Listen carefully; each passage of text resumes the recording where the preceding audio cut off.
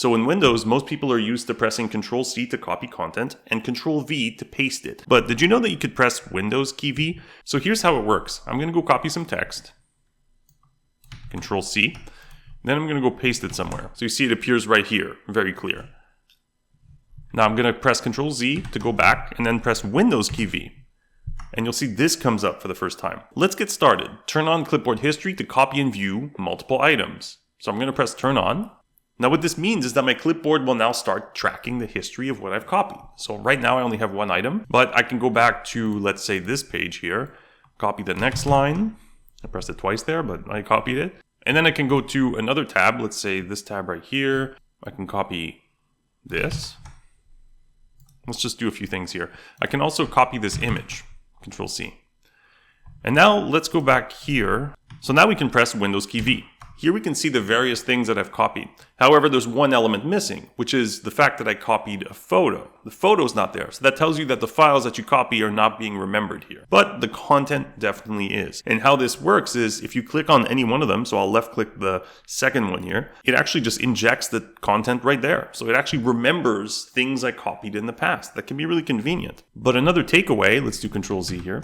Another takeaway from this, Windows key V, is that the Microsoft Corporation entry here is kind of dull considering I copied a lot of content. Remember, there was an image and stuff like that. So what happens when we do Windows key V on that?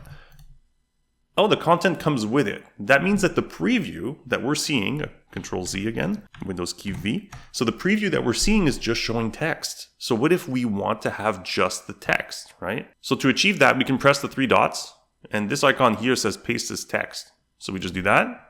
And that's it. It kept just the text. Control Z again, Windows key V. So another thing I wanted to show is that you can actually left click and drag this window and you can move it wherever you want. And there's also a clear all button that lets you wipe out the entire clipboard history, which is very convenient. But what if you want to wipe out everything but certain entries that you use often? To make sure you don't lose an entry, you just have to pin it. So this pin icon right here, you just press it. And then when you press clear all, everything disappears but the one you pinned. You can also unpin it when you don't care about it anymore. And you can delete individual entries by pressing the three dots here and pressing on the trash can. And the last thing I'll show you is that in this little pop-up, if you actually go to different tabs here, this is basically the same pop-up that comes up when you press Windows semicolon. So Windows semicolon actually lets you pull up emotes, right? Well, look at this. The clipboard history lives in that little dialog.